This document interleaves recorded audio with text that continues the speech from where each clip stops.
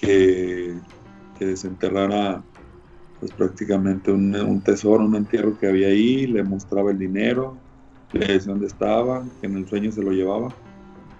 Y dice mi abuela que él veía cuando mi abuelo estaba dormido y le decía, Imelda, Imelda, agárrame que me están llevando, agárrame. Y mi abuela decía que las primeras veces que ella veía eso, que en las noches, que decía "Ha de andar tomado Carlos, porque pues, se llamaba Carlos igual que yo, eh, ha de andar tomado y yo creo que está delirando.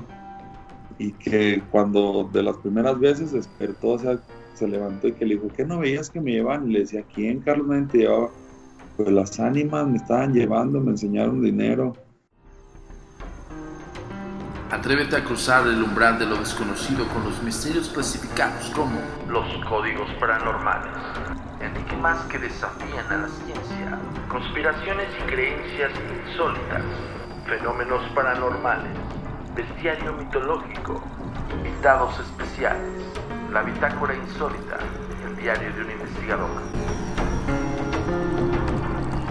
con Antonio Zamudio. Comenzamos.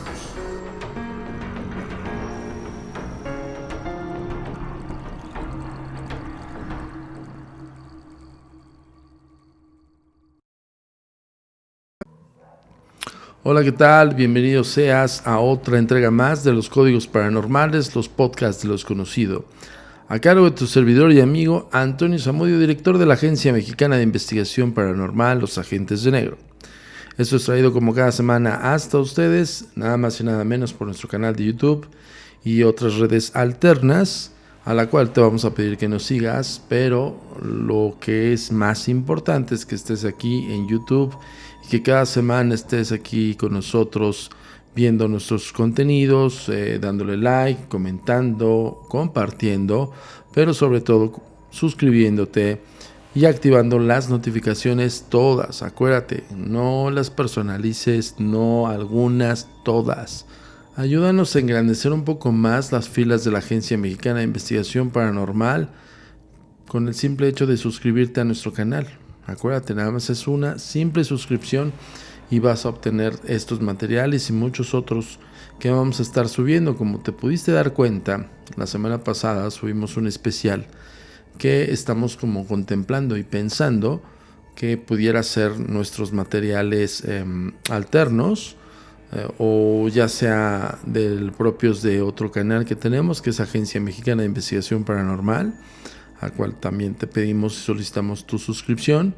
Pero básicamente vamos a tener estos especiales con invitados especiales, como lo vieron Omar Cruz y Paco Arias.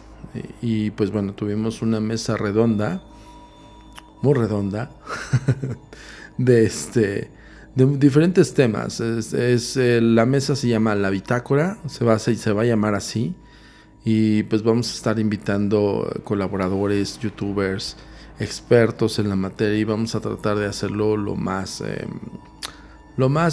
constante posible, ¿no? A veces que sí se nos dé o no, pero vamos a tratar de hacerlo lo más constante posible para que tú puedas ver también estas, más allá de entrevistas, veas más bien como la mesa de debate, de exposición, de estudio, de análisis, e incluso también de pues bueno, analizar un caso de la agencia, un caso que también traigan ellos mismos, los colaboradores y expertos. Entonces, bueno, en eso se basa la bitácora. Lo que te pedimos es darle cariño a la bitácora, es decir, así como lo hiciste, visítenla, coméntenla, denle like, compártanla, y gracias a ese contenido muchos se suscribieron, pues sigan haciéndolo. Vamos a tratar de que a mediados de año, espero que menos o más temprano, lleguemos a los 100,000 followers, 100,000 suscriptores. Así que con tantas redes sociales se me va la onda. Bueno, les había comentado que del primer expediente que compartimos de Eli Castello íbamos a tener una segunda entrega. Pues bueno, ya, por fin vamos a abrir el expediente y vamos a escuchar uno de los relatos de uno de los hijos de Eli Castello, al cual vamos a tener que reservarnos la identidad porque de él solamente tenemos la autorización de revelar el caso por su voz, pero no podemos verle. Entonces van a ver o ya sea mi rostro o ya sea un logotipo de la agencia que lo cubre, o un poco oscurecido, o algo vamos a meter en su rostro, pues para no revelar su identidad. Ok, pongan mucha atención. Que desenterrara pues prácticamente un tesoro, un entierro que había ahí, le mostraba el dinero, le decía dónde estaba, que en el sueño se lo llevaba. Y dice mi abuela que él veía cuando mi abuelo estaba dormido y le decía: Imelda, agárrame que me están llevando, agárrame. Y mi abuela decía que las primeras veces que ella veía eso, que en las noches, que decía andar tomado Carlos, porque pues, se llamaba Carlos igual que yo, andar tomado, y yo creo que está delirando, y que cuando de las primeras veces despertó, o sea, se levantó y que le dijo: ¿qué no veías que me llevaban? Y le decía: ¿quién, Carlos? Nadie te llevaba. Pues las ánimas me estaban llevando, me enseñaron dinero. Y que así fue la primera vez. Después le volvió a pasar otra vez lo mismo, y que le decía: Imelda, hazme una corona en cruz que me van a volver a llevar. Dice mi abuela que ella no sabía que era una corona en cruz, y que lo único que hizo fue pues, voy a poner el teléfono, hizo esto, así, y que fue del modo en que mi abuelo otra vez como que se quedó tranquilo en la cama. Todo eso es plática que me comentó a mí mi abuela, ¿verdad? Y que después de eso que le mostraron el dinero y todo, que le decían que nada más con una condición, que le entregara pues, la vida de uno de los hijos de un tío mío, de un hijo de mi abuelo, que da la casualidad que también se llama Carlos. Entonces, pues no, mi abuelo le dijo que sí era que sí desenterraba eso, pero que no le daba la vida ni al niño ni nada. Entonces, pues que el ánima le decía que esa era la condición, pues que para desenterrarlo tenía que, el de que no, y pues que no, si era así, que no lo podía ayudar. Entonces, mi abuelo dicen que una vez se fue a Tijuana por el desespero que ya tenía el de que veía pues a las ánimas. Él se fue y dijo: no, me voy para Estados Unidos. Y me cuenta mi abuela que allá en Tijuana se le apareció y que le dijo: vengo por la respuesta, vengo a ver qué pensaste, si sí o si no. Y que mi abuelo, pues, ya en lugar de irse, se volvió a regresar otra vez para acá, para el rancho. Entonces, después de eso, al tiempo, pues lo igual no tiene nada que ver, pero al tiempo mi abuelo andaba en el cerro, el animal que traía era una yegua, un caballo, y se dicen que el caballo, la yegua le reparó y le cayó encima de una pierna. Ya de ahí le amputaron la pierna, y le vinieron enfermedades, el diabetes y todo, y pues falleció, ¿verdad? Mi abuelo. Cuando mi abuelo, pues entonces, bueno, antes de fallecer más bien, a mi tío, al que le pedían la vida, pues, empezó a verla también, de niño, que mi tío, todos estos son puros relatos de mi abuela que me ha contado. Dice mi abuela que mi tío, cuando estaba chiquito, que le decía: mamá, y se agarraba llorando, y que empezó a hablar el niño, que le decía: es que yo veo algo y me asusta. Entonces, pues mi abuela, no sé a quién le preguntó, no recuerdo bien, pues que al niño lo asustaba algo, ¿eh? Y que le dijeron: no, dile que pues que le miente la madre, que así se alejan y que no sé qué. Entonces, pues mi abuela, el desespero, pues le enseñó al niño a decir maldiciones a mi tío, y que le dijo: tú en cuanto la veas, miéntale la madre, así es como se va a ir. Y pues no sé, yo nunca he platicado con mi tío de eso, pero por mi abuela es la que me ha hecho que sí, que de repente le mentaba a la madre, ¿verdad?, cuando él la veía, y que fue del modo que mi tío dejó de verla, yo creo, no sé. Entonces, pues eso es lo que yo sé de lo de mi tío. Ya de ahí, pues ya falleció después mi abuelo y todo. Cuando mi abuelo falleció, le dijo a mi papá hijo, te encargo que de favor saques eso que está ahí, que está entalado. Mi papá le dijo que sí, le dijo, sí papá, yo lo voy a hacer. Mi papá nunca quiso, no sé los motivos por los que no haya querido, pero nunca quiso hacerlo.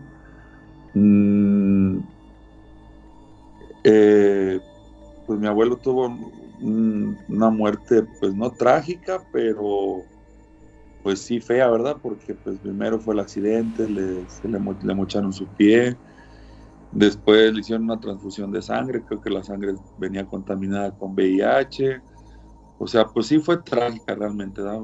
Por los motivos. Mi papá le prometió que lo iba a sacar, me voy a adelantar un poquito y ahorita te vuelvo a seguir contando. Mi papá le prometió que lo iba a sacar y mi papá tuvo también una muerte muy trágica. Yo a veces le comento a mi mamá que yo siento que a causa de eso como que hay una, no puedo decir maldición, pero sí hay algo malo que yo siento. De mí, de lo que yo me acuerdo de chico, pues realmente no recuerdo nada, eso más bien mamá lo que te contó, pero ya de lo que yo tengo memoria. Estás aquí en este pequeño intermedio. Te pedimos por favor que no omitas este mensaje. Es de suma importancia. Suscríbete, activa la campana de las notificaciones y también por favor síguenos en las redes sociales alternas.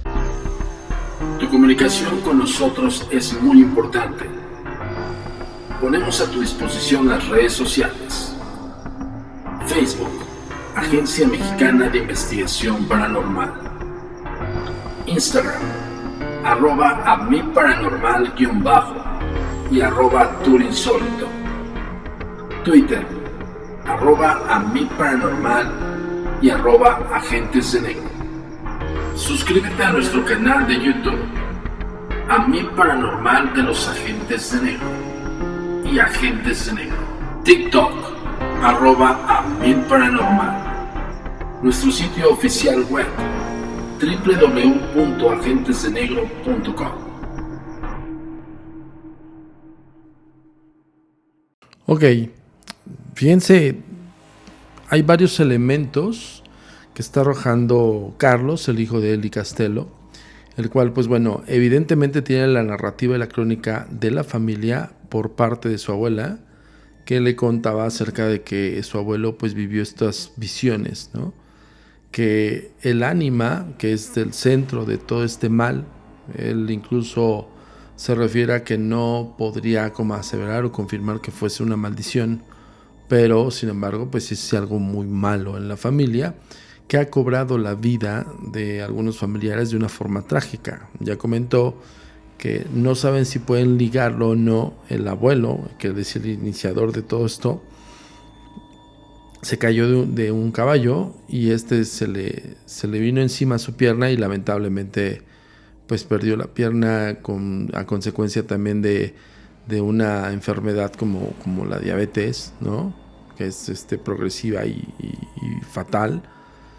Añadiendo como todos estos conceptos que también siento que parte del proceso que la familia de Eli, al encontrarse con estos hechos que están liados con el primer acercamiento del abuelo, con el ánima, a la cual, pues bueno, si no recuerdan, acuérdense que en el primer capítulo escuchamos toda la narrativa de Eli con base a todo lo que se sabe del ánima. O sea, acuérdense que eran el abuelo y otras personas haciendo la limpieza en los establos y que entre la limpieza encontraron una especie de medallón o un dije que era un triángulo con números.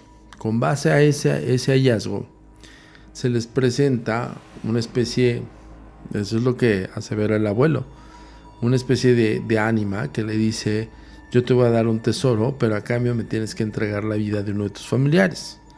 Que usualmente este tipo de conceptos, llámese, si ustedes quieren verlo de una manera como de un pacto, podría significarse, aunque no propiamente estemos hablando de una entidad de jerarquía alta como estos, como lo hemos hablado como los demonios o los primigenios, ¿no?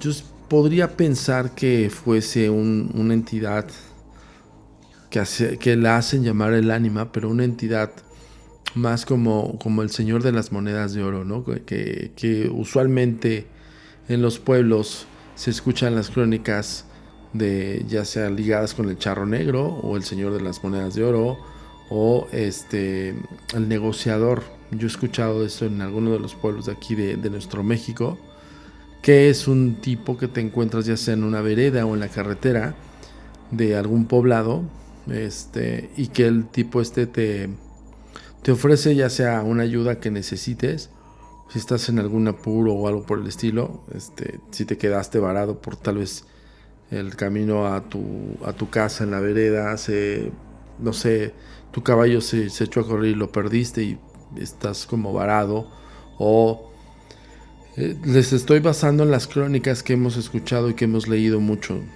ya hace mucho tiempo, o que simplemente estabas camino a tu casa después de la labor del trabajo, tal vez recolectando café o tal vez en los sembradíos, o simplemente de una jerga, de una borrachera, te fuiste camino a tu casa y te encontraste con esta entidad que se hace llamar el señor de las monedas de oro, o en todo caso el negociador, que a final del día está remitiéndose a una especie de charro negro. Y el charro negro siempre dentro de la crónica de los pueblos es representado o alusivo a un diablo, no estrechamente con el demonio o con un demonio de jerarquía alta. Estamos hablando de un diablo, una especie de lord o un duque negro, o incluso podríamos hablar incluso de un diablillo, por así decirlo, porque tiene ciertas facultades o ciertos elementos de los cuales te puede a ti ofrecer algo en cambio de algo, otra cosa. Acuérdense que todo siempre es una negociación, por eso también está el concepto del negociador. El negociador incluso se ha dado crónicas de leyenda, sobre todo en Michoacán. Yo llegué a escuchar varias en Michoacán que hablaban acerca de que pues había un tipo se acercaba, ya sea a la fogata que tuvieses ahí en el bosque, en medio del bosque, y que estuvieses con tus amigos, y un tipo de la nada se acercaba a la fogata y empezaba a platicarles, no sé, algo relacionado a posiblemente riquezas y así, y que en algún punto de la plática el negociador o la persona ajena a ese grupo de personas que estaba en esa fogata les empieza a ofrecer riquezas, ¿no? Y la manera en cómo lo puedes jugar. Fíjense, esa es una crónica muy interesante de leyenda de Michoacán que yo había escuchado hace muchos años. Cuando están dentro de la plática, el negociador o esta persona que es confundida usualmente con un charro negro, pues les dice que él les puede dar riquezas a cambio de algo, ¿no? O que se la pueden ganar si le ganan una tira de póker, o de póker de ases, como es conocida, o de cartas, ¿no? O juego como el cubilete y cosas así. O sea, sí es como el simbolismo del azar, del juego de azar, que podría estar significando simple y sencillamente que te esté negociando tu alma, ¿no? Que va basado en estos conceptos cuando estamos hablando de entidades negociantes o entidades como la que estamos mencionando aquí. No es el caso, o no del todo es el caso, en el expediente de Eli Castelo, y del abuelo que se encuentra con un medallón o se encuentra con una especie de dije, que yo lo he comentado y lo comenté en el episodio en expediente, el primer episodio del caso de Eli, que yo me reservaría mucho, que los conceptos no estaban tan abiertos, es decir, que la narrativa del abuelo pues no era completa del todo, ¿no? Vean cómo los simbolismos narrados por cualquiera de los integrantes de la familia de Eli, en algunos hay ciertos cambios con base a hay más detalles para unas personas que para otras. Posiblemente la abuelita de Carlos, en este caso del siguiente testimonial que estamos escuchando, a Carlos, como es de la línea familiar del abuelo y se llama Carlos, pues le revelan más cosas. Entonces él está hablando acerca de que el ánima incluso llegó a buscar a la abuela hasta Tijuana. Y eso ya lo había platicado él y Castelo.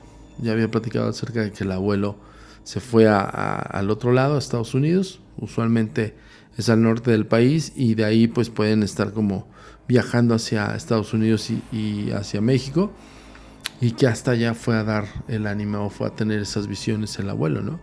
Y siempre le ofrecía que sacara el tesoro.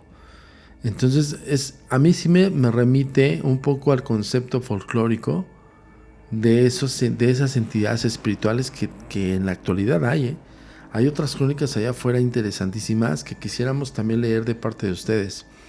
Si te sabes alguna leyenda relacionada al Señor de las Monedas de Oro, o al negociante o negociador, o al charro negro, que usualmente tienen estos conceptos: se aparece de la nada en una vereda, o se acerca a una fogata en una reunión que no fue invitado, o toca tu puerta incluso en alguno de los pueblos y te solicita agua o que le ayudes, y en esa ayuda te dice: te voy a ayudar.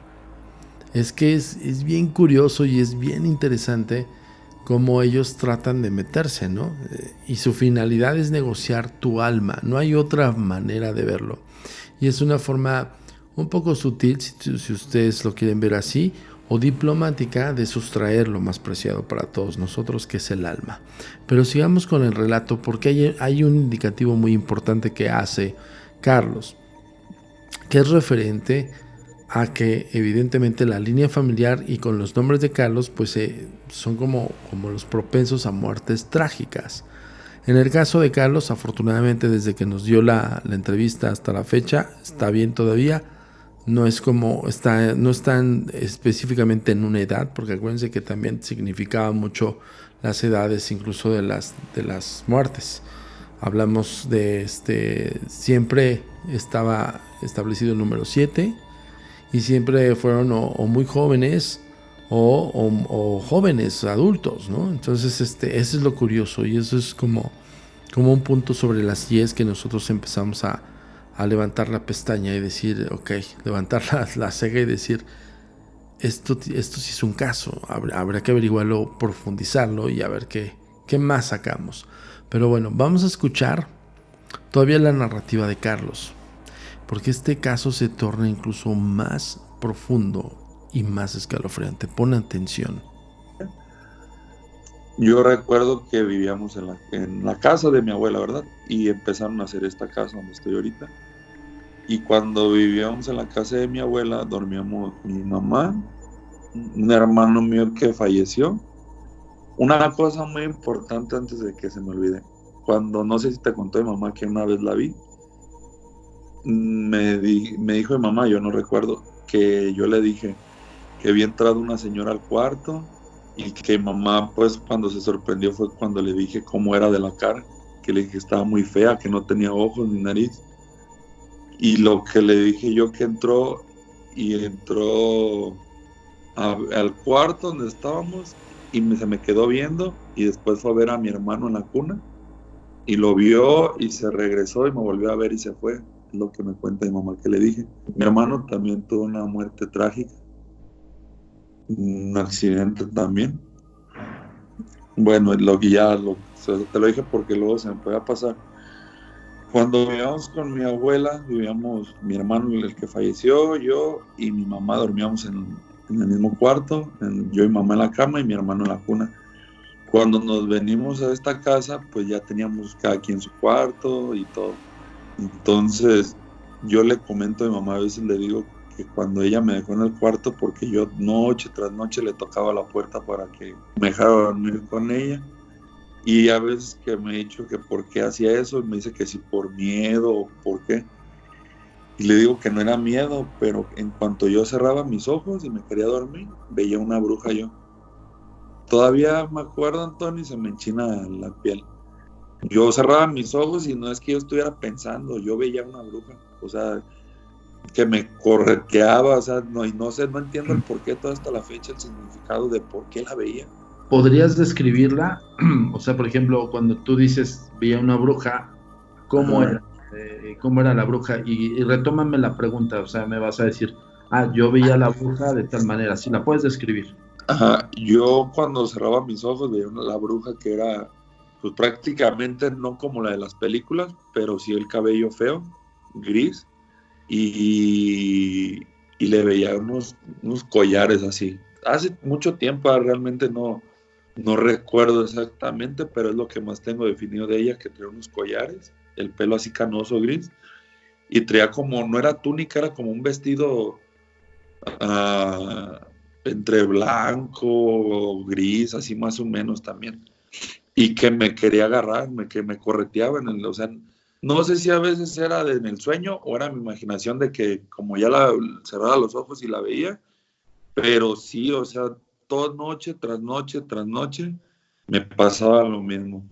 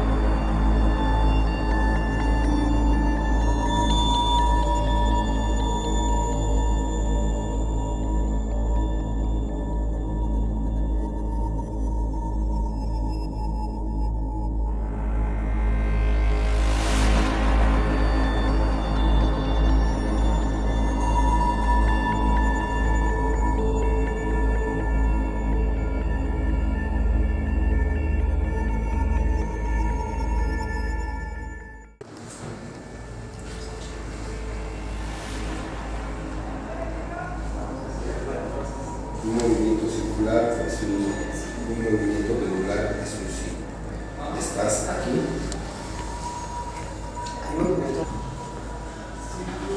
Sí. Checa si no tienes algo abierto, una aplicación de música.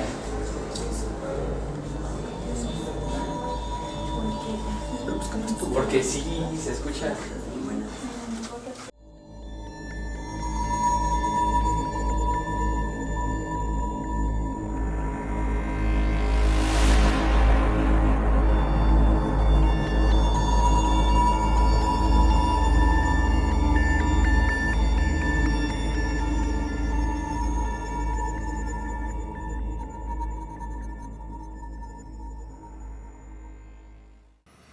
Punto importantísimo de esta narrativa de Carlos al decirnos o referirnos que él le platicaba a su mamá que de niño veía una mujer muy fea que él la describe sin ojos y sin nariz.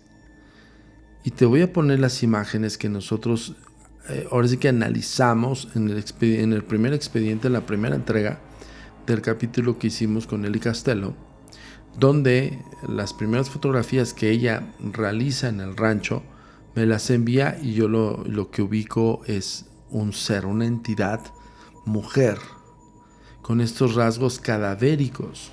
Ojo con eso, porque por eso hacemos muy hincapié en el concepto de los detalles y de cómo vamos a ir armando el rompecabezas. Es decir, Carlos en algún primer momento, pues bueno, sí se sabe la narrativa de leyenda, por así decirlo, del abuelo, porque le es dicho por los otros familiares, tal vez por precaución, tal vez porque pues hay que hacer algo, porque imagínense, yo se los pongo aquí a todos ustedes a que lo analicen. Imagínense ustedes con una experiencia de esta índole que tuviesen incluso con los antecedentes de muertes funestas o trágicas durante su familia y que estén prácticamente como confirmando los hechos y que cualquiera de los que nos está escuchando, viviendo en este momento en el podcast de los Códigos Paranormales, pónganse en lugar de Carlos, siendo el nombre coincidente con los otros nombres de todos los familiares que han perdido la vida de esa manera. Y no solo eso, de que no es una crónica de que me dicen, se cuenta, se dice, sino que está pasando. Entonces sí es muy difícil, y yo a estas personas les doy toda mi admiración y todo mi respeto, porque lo he dicho y lo he comentado, no cualquiera te lo platica, no cualquiera te lo dice, no cualquiera te dice allá afuera. Afuera en la web te puede haber infinidad de petardos que te cuenten puros choros o alucinaciones, ¿no? La gente que le sucede, incluso analicen cómo se escucha la narrativa de Carlos.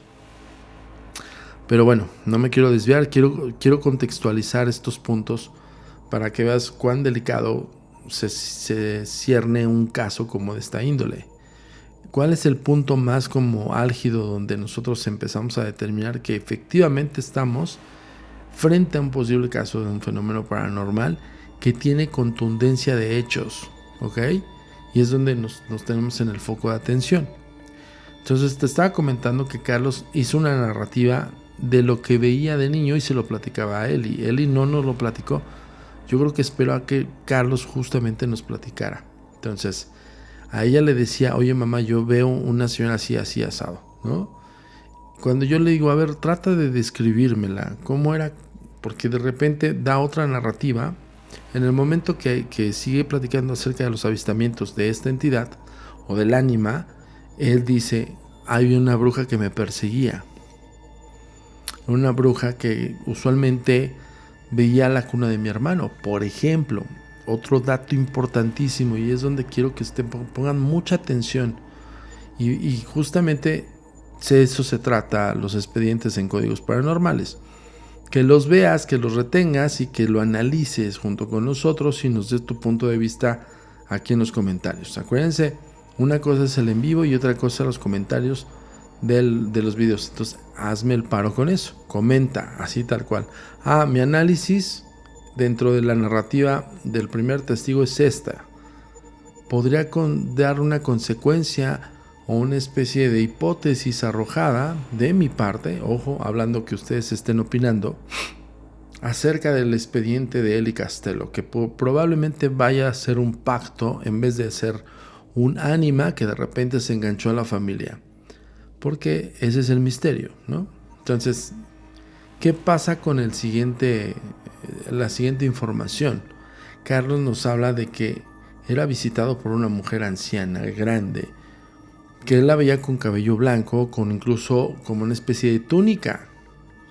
Y vean las imágenes, las estamos poniendo en tu pantalla para que te acuerdes cómo eran las imágenes que fueron tomadas por Eli Castello en el primer acercamiento que tuvimos con ella y el envío de fotografías que yo le solicito me haga. Ojo con eso, no había fotografía. Cuando yo entré al caso de Eli Castello, solamente había la narrativa de la crónica de leyenda. Y Eli Castello estaba preocupada junto con sus familiares porque ya había desenlaces trágicos. Entonces, cuando yo le hago la petición de hazme una sesión fotográfica del espacio de todo el rancho, sale esto. Fíjense cómo empieza como a armarse el rompecabezas y se empieza a armar de tal manera que uno dice, caray, de eso se trata la investigación, ¿no? No se trata de especular, se trata de buscar exactamente cuál es el punto más álgido de todos estos conceptos y empezar a dividirlos y empezar a desmenuzar cada concepto. Un detalle muy preciso es lo que acaba de arrojar Carlos. Esa mujer anciana, grande, que parece una bruja, que él le llamaba una bruja, se ponía a ver la cuna de mi hermano. En otro concepto, si tú retrocedes al testimonial, cuando empieza a hablar de la maldición o la especie de karma, como dice Eli, en la familia de ellos, es que tienen muertes trágicas los Carlos. Y él habla de uno de sus hermanos que también lamentablemente pierde la vida en un accidente automovilístico. Y es al hermano al cual esta bruja o esta mujer o esta ánima, Carlos llega a ver que se acercaba a la cuna de su hermano. Ya ven cómo empieza a coincidir todo y cómo empieza a hilarse. Y ojo, la información de la fotografía solamente la tenía Eli Castello y nosotros.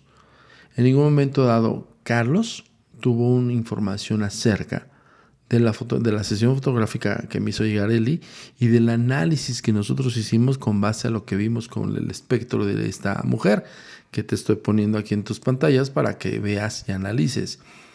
Y te des cuenta de cómo la narrativa tiene coincidencia sin siquiera el testigo receptor tener esta información de la sesión fotográfica. Interesante, ¿no? Vamos a seguir escuchando el testimonial de Carlos. Me pasaba lo mismo y me levantaba y le tocaba a mi mamá la puerta que me abriera. En ese lapso de que corrías con tu mamá para protegerte, pues al final del día pues veías esta figura. ¿Algo más que recuerdes después de ese hecho? ¿Hubo una solución o seguía noche tras noche hasta que desapareció por completo? Noche tras noche hasta que yo dejé de verla, o sea, más bien de que cerrar mis ojos y ya no la soñaba o no la veía. No sé si me quedo pensando cuando me platican lo de mi abuelo, si así era la manera a lo mejor en que él la veía. No tengo idea. Y otras cosas pues que recuerde, que creo que siempre he visto sombras desde niño. Siempre he estado en la casa y de reojo veo sombras pasar. Incluso te voy a decir algo, ¿verdad? Antier en la noche, yo estaba solo, estaba tomándome un licor, tenemos una barra, tenemos el vino, y estaba sentado yo en una silla, atrás de mí estaba un foco. Entonces yo estaba en el teléfono así agachado, nada más estaba yo solo, y veo que al lado de mí, pero en mi sombra, en el suelo, había otra sombra. Entonces no quise voltear, ¿verdad? Porque me dio escalofríos, pero yo vi cómo llegó la sombra y se puso así a un lado de mí. O sea, la vi en el reflejo en el suelo. Entonces, cuando quise voltear, antes de voltear, ya no estaba la sombra. O sea, ya no volteé, ya no había nada. Te estoy contando que eso fue ayer, antier en la noche. Actualmente, perdón Carlos, estos acontecimientos, por ejemplo, son recientes. Sí. Me comentaba Eli que en algún momento amanecía rasguñado. Ajá, hubo un tiempo Ahora sí, cuéntame eso, retómalo. Después pasó esto, por favor. Ajá. Después pasó que hubo un tiempo que amanecía con aruños, eran rasguños, aruños. Por lo regular eran en la espalda, en esta parte de aquí y en el cuello abajo. No eran así muy profundos, pero sí eran aruñones.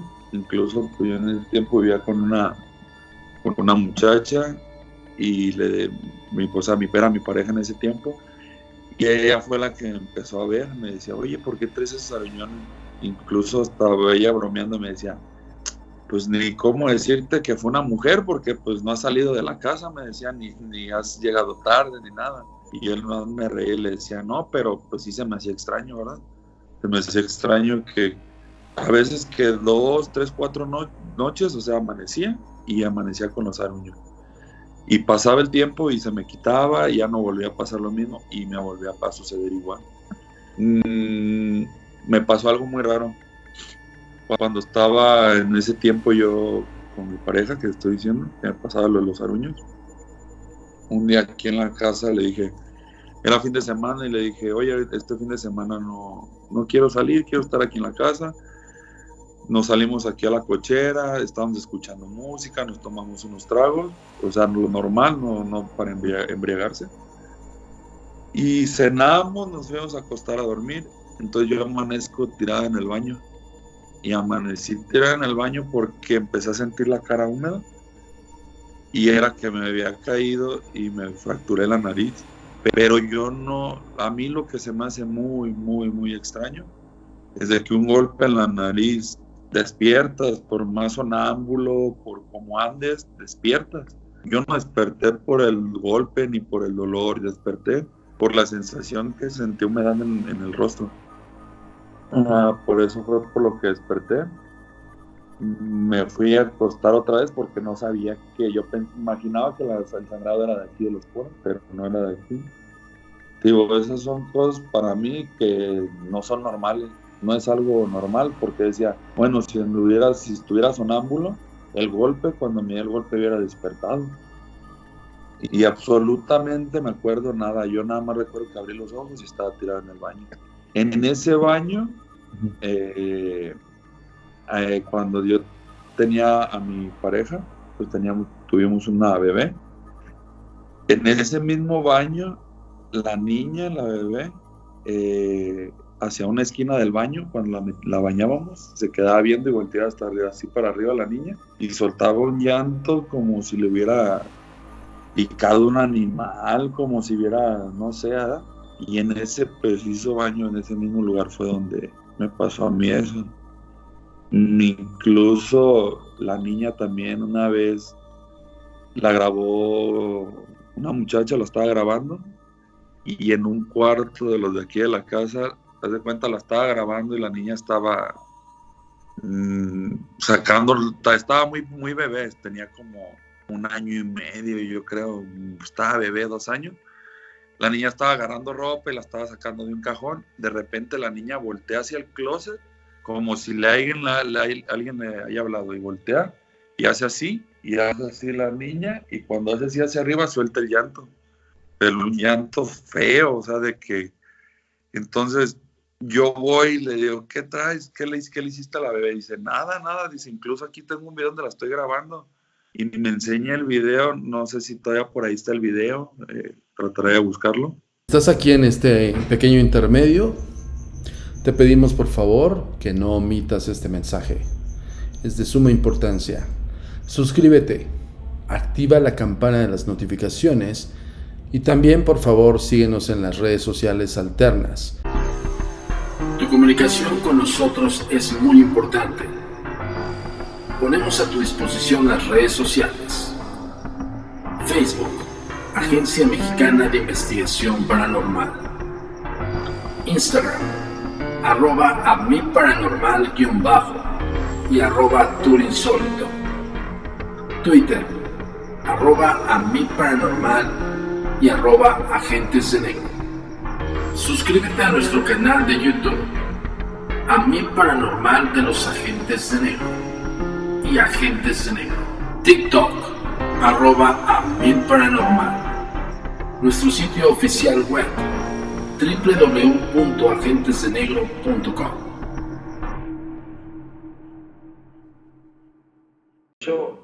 De hecho, Carlos, ese video... A ver, fíjense, aquí viene... ¿Se acuerdan de la narrativa que les comentamos en el primer expediente? Les hablamos de que Eli nos había compartido uno de los videoclips que también se le hizo muy extraño de su nieta, que es esta bebé que está haciendo algo en una como cajonera, y de repente algo le llama la atención a la bebé, trata de ubicar y empieza a voltear hacia arriba e incluso brinca y empieza a llorar. Es decir, que vio algo que la espantó. No solo eso, lo que nos narra Carlos acerca de perder hasta cierto punto la noción y el conocimiento, incluso el umbral del dolor, porque se rompió la nariz y amaneció en el baño con la nariz rota. Y él dice, nosotros sí, nos salimos de casa, estuvimos directamente en el garage escuchando música, y dice que sí bebieron, pero no al grado de ponerse borrachos, y que pues se fueron a dormir, punto, como una noche que estás esparciéndote con tu pareja, ¿no? Lo extraño es que amanece despierto de sentir toda la sangre en su cara, y es a raíz de que se rompe la nariz. De algún modo se rompió la nariz, y lo que le impresiona, y evidentemente sí desafía, yo creo que a cualquier explicación, es de que esa rotura de nariz no la sintió. O sea, yo creo que ha de haber sentido ya cuando se empezó a ver y cuando se empezó a limpiar toda la sangre, él empezó a sentir el dolor, pero él decía que al final del día él jamás encontró ninguna explicación, ni siquiera, y hasta lo comenta, estando tú en el estado que tú estés, así estés muy, muy a reserva que sea como muy fuerte lo que te hayas tomado, pero aún así un dolor, una fuerte contusión en la nariz es un dolor incalculable. O sea, no es tan, no lo pasas por alto, ¿me explico? Bueno, ese es otro. El punto es de que en el rancho se centra toda esta historia, todo este fenómeno del ánima. Recordemos qué son las ánimas para entrar un poco más en contexto. Ya no hemos platicado en el primer expediente acerca del concepto de las ánimas. Hay más o menos lo tocamos, no lo profundizamos, pero vamos a hablar un poco en el concepto de qué es un ánima. Yo recuerdo mucho a una de mis tías que siempre tenía una oratoria de cuando tenía alguna tribulación o había algún pendiente, o ya saben que es como muy práctico de algunos familiares que son religiosos, que cuando hay algún tipo de preocupación o algo así, lo ciernen todo al concepto religioso. Y hay mucha data acerca de las ánimas benditas del purgatorio. Y las ánimas benditas del purgatorio, si es que no tocamos a profundidad el tema, el concepto es todas aquellas almas o espíritus que yacen en espacio-tiempo y que lamentablemente pues están atorados o están en la transición entre la evolución hacia ser un espíritu más avanzado o una reencarnación. En el concepto llano y puro es un ánima que se queda atorada en espacio-tiempo y que evidentemente forma parte de la estructura espiritual de lo que acabamos de mencionar, de la transición entre la vida y la muerte y la reencarnación, es decir, la ocupación en otro cuerpo, en un cuerpo terrenal o en una vida, ¿no?, corporal, como la tenemos nosotros, como la tienen todos ustedes que nos están viendo y escuchando.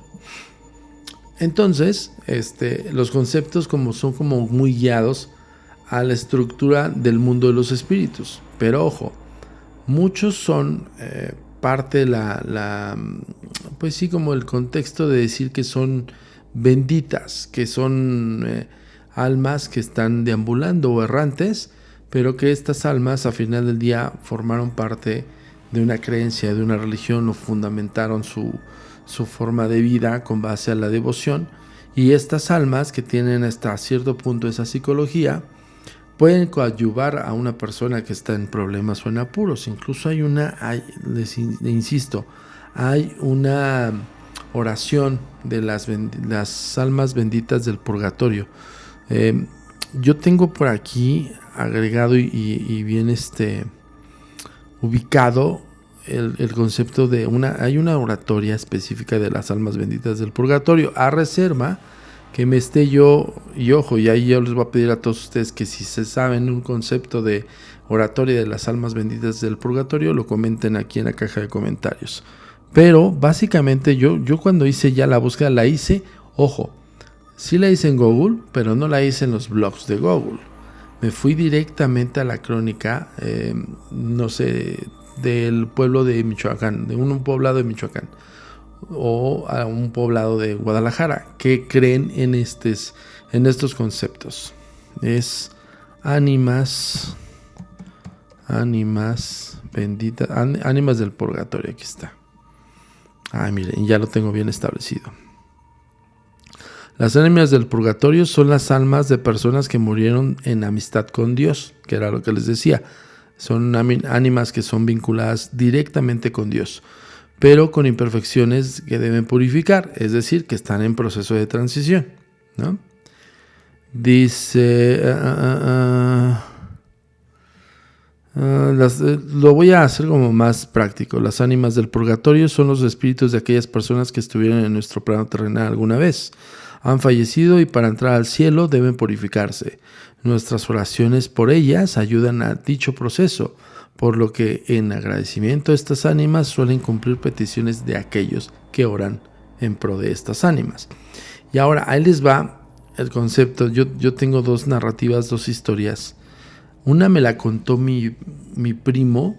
Es que bueno, cuando estás enrolado en estos temas, siempre andas como muy ávido y buscar muchas historias. De verdad, yo soy Yo era así como, bueno, soy fanático del tema, evidentemente por una experiencia que ya muchos saben de qué se trata, y si no, aquí en nuestros códigos paranormales hay una narrativa de mi primer encuentro con el mal, que habla acerca de estos conceptos de cómo inicio dentro de la investigación paranormal en el concepto más puro y llano de la búsqueda de la investigación y encontrar una explicación.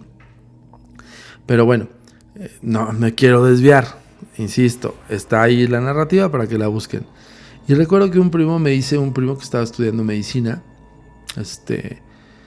que le narraban ciertos episodios durante las prácticas. Usualmente los estudiantes de medicina de cualquier universidad, pero los que conocemos como más prácticos es de la UNAM, Universidad Nacional Autónoma de México, y las narrativas eran tan variadas como en los anfiteatros, en las prácticas donde hay cuerpos para el estudio y para justamente que los propios estudiantes tengan esta vinculación académica directa en una práctica sobre de un cuerpo, pues que se contaban muchas historias acerca de estos temas de fantasmas o fantasmogénesis, que se sentían observados y cosas así.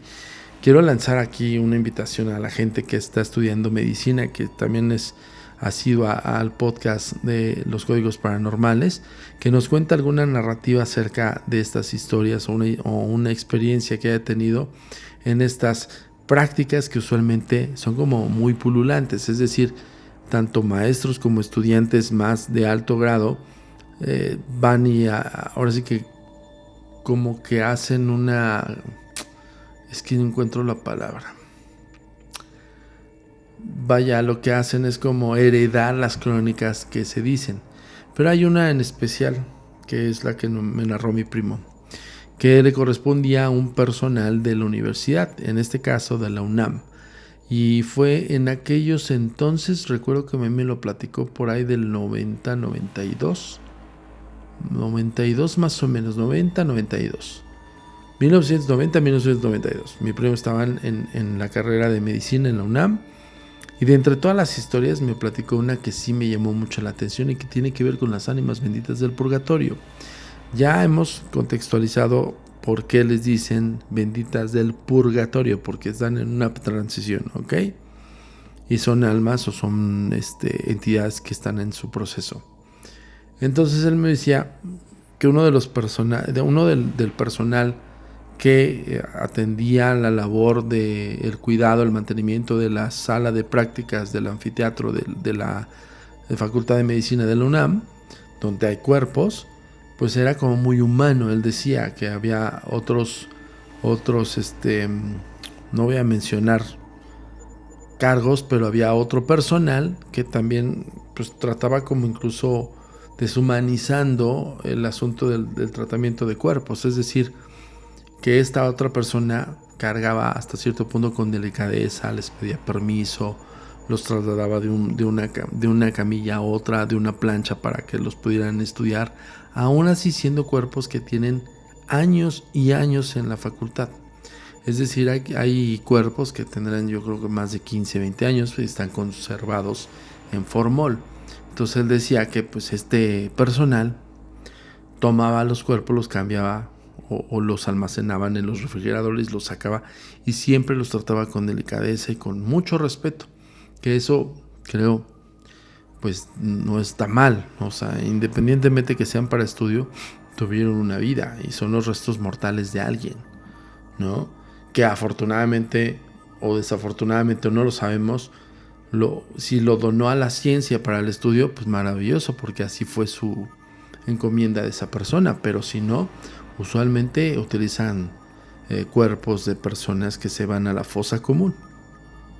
Entonces sí hay como una autorización de autoridades en la cual pues sí estos son para estudio, porque no reclamaron el cuerpo o cosas así, ¿ok?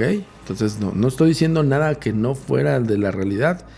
Coméntenlo aquí para que vean que no es choro. Bueno, total que esta persona pues trataba muy bien a pues todos los cuerpos que estaban ahí, y había otros del personal de la UNAM en aquel entonces que eran todo lo contrario, los trataban mal, los azotaban, o sea, mal, ¿no? Que evidentemente insistimos en el tema de ser humano, ¿no? Y no te puedes deshumanizar por el hecho de que tengas la sangre fría y que trates con ese tipo de herramienta de academia, ¿no? No puedes quitar tampoco tan fuertemente el velo de decir, pues esta persona tuvo una vida y por algo está aquí, ¿no? Por darles un contexto de las pláticas que yo tenía con mi primo, el cual ya sabe perfectamente a quién me refiero, te mando un fuerte abrazo y un saludo. Decía que había un maestro en la práctica que cuando estaban en los anfiteatros, pues tenían el cuerpo, lo descubrían. El olor era muy, muy fuerte porque era un olor a formol. No expedía un olor más que a formol. Y había diferentes cuerpos con diferentes formas de haber trascendido, de haberse hecho fantasmas, ¿no? Por así decirlo.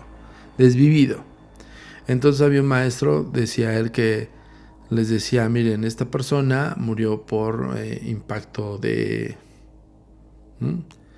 Y tenía los orificios. Entonces decía el maestro, decía mi primo que el maestro tenía el cuerpo y en tono de broma hacía la acción de meter uno de los dedos al orificio y que le decía, aquí uno analiza los centímetros, la entrada y todo esto, todo lo que comprende a una práctica de análisis de una posible desvivida de alguien, ¿no? Entonces decía que metía uno de los dedos con guantes de látex a esos orificios y que sacaba la mano y se chupaba el otro. Entonces, fíjense cómo hasta esas bromas siniestras, ¿no? Y digo, eso es parte de tal vez el aligerar un poco el estrés de muchos alumnos, que muchos el encontronazo de ver un cuerpo ahí inerte, pues se ha de ser muy fuerte, ¿no? Y ahí es como se definen muchos doctores que tengan madera para esto, ¿no? Y otros que no. Nos platicaban también estudiantes que se desmayaban y que la impresión no se vomitaban, cosas así, ¿no? Les pongo esta anécdota para que vean cómo es el ambiente dentro de los anfiteatros, no sé ahorita, pero en aquel entonces de los 90 a los 92, en la generación que le tocó estudiar a mi primo medicina, pues había ese ambiente. Entonces, de ahí viene la historia de esta persona que sí cuidaba y que sí era muy respetuoso con todos los cuerpos que estaban ahí, todos los desvividos que estaban ahí, en pro de la academia, en pro del análisis y el estudio. Total que esa persona, pues le tocó un turno muy nocturno, salió muy tarde y que se iba a ir a su casa, ¿no? Entonces dice él, quien no conozca Ciudad Universitaria, dense una vuelta. Textual, así es una microciudad, entre comillas, micro, donde hay varias facultades y la universidad es muy grande. Entonces, es decir, tú tienes que trasladarte incluso en auto de una facultad a otra, porque sí está retirado. A pesar que hay seguridad interna de la UNAM, ¿no? Pero pues estás hablando de un campus muy grande, muy, muy grande. Entonces dice él que sale muy tarde del anfiteatro, se prepara para irse al transporte y que va caminando y él se percata de que hay unos individuos que se metieron al UNAM a asaltar, que ya había un mensaje de los de seguridad de UNAM para decir si los identificas, denúncialos, ¿no? Y eran unos tipos que estaban en aquel entonces asaltando estudiantes, maestros y los que se toparan. Entonces dice que este cuate sale del anfiteatro, incluso lo narran que se pone su chamarra de la escuela y va caminando, y en eso él divisa tres figuras de tres individuos que empiezan a caminar hacia él. Él está caminando en el área de la Facultad de Medicina, ya algunos edificios cerrados, si no es que todos, ya los edificios cerrados, con candado y todo. Entonces empieza a ver que esas tres figuras de estos tres individuos empiezan a acercar el paso, y es cuando él se acuerda de la advertencia que había escuchado y había visto en los boletines de la UNAM, que tuvieran cuidado porque había asaltos en ese entonces y eran agresivos estas personas. Entonces él se percata y lo que hace es tratar de apretar el paso hacia la salida. No le da tiempo cuando él ya tiene casi soplando la espalda, que ya lo iban a interceptar estos individuos. Él empieza a caminar más rápido y tratar de echarse a correr. Y dice él, la narrativa de este personal es que algo o alguien le dice voltea. Él voltea y ve un salón al fondo, unas puertas de un salón, de un edificio, de una especie de edificio. No me acuerdo si era salón o era un edificio. Entonces que una persona le hizo así. Entonces el cuate voltea y automáticamente por instinto va hacia esa persona porque dice, bueno, por lo menos ya estoy acompañado. Entonces él aprieta el paso, corre hacia esa puerta. Los otros individuos al parecer se dan cuenta que está cercado, es decir, se va a un edificio donde ellos supuestamente no veían a más que al personal que iban a asaltar. Entonces el personal corre hacia la puerta, llega a la puerta y la puerta tiene candado con cadena. Es decir, estaban cerradas y eran como estos dos portones que daban a una especie de salón o algo por el estilo. Entonces el personal llega, empieza a ver que la puerta está cerrada y empieza a buscar a la persona que le dijo ven. Voltea hacia atrás y ya los individuos ya ni siquiera corren hacia él porque ya lo ven solo y lo ven que está totalmente sin salida. Entonces pues ya caminan ya más lento y van sacando navaja y esto. Y pues el cuate dice en la torre, ya me dieron en la torre, ¿no? Y solito me enfrasqué en esto y me metí en un lugar donde no hay salida. Entonces está haciendo esto, dice él, voltea, vuelve a voltear y en eso, ante sus ojos y en sus propias narices, el candado se abre automáticamente solo y la cadena se empieza a abrir totalmente como si alguien o algo, una fuerza invisible, abriera el candado con una llave y arrastrara la cadena. Algo que dice el propio personal, que platica esta anécdota a muchos de los alumnos de esa época en la Facultad de Medicina de la UNAM, es que dice que se abre automáticamente por magia, dice, por acto de magia, el candado se abre, se empieza a recorrer la cadena no se cae, sino queda suspendida en una de las aldabas de la puerta y que las dos puertas se le abren así. Entonces él voltea hacia atrás y los individuos siguen caminando lento, pero siguen caminando con la malicia de que ya lo tienen cercado. Entonces este cuate lo que hace es empujar, el personal empuja la puerta, entra y se vuelve a cerrar la puerta. Es decir, dos puertas de un edificio de universidad que se ven así. Empuja la puerta, entra el personal, se cierra la puerta y se vuelve a cerrar por fuera. ¿Por qué? El propio personal dice, dentro de este como salón grande, como era una especie de salón o auditorio, no recuerdo bien cómo lo narró mi primo. Si te sabes esta historia, es muy conocida en la Facultad de Medicina de la UNAM, coméntenla aquí en la caja de comentarios. Entonces dice el individuo, que es el de personal de la UNAM, que voltea hacia atrás y ve que las dos puertas están cerradas, pero él no se da cuenta que están cerradas por fuera con el candado y la cadena. Que cuando se da cuenta es cuando se ven a estos individuos querer entrar y no pueden entrar. Y uno de ellos comenta, uno de los rateros, ¿cómo es posible que cerró? ¿Cómo entró? Si estaba cerrado.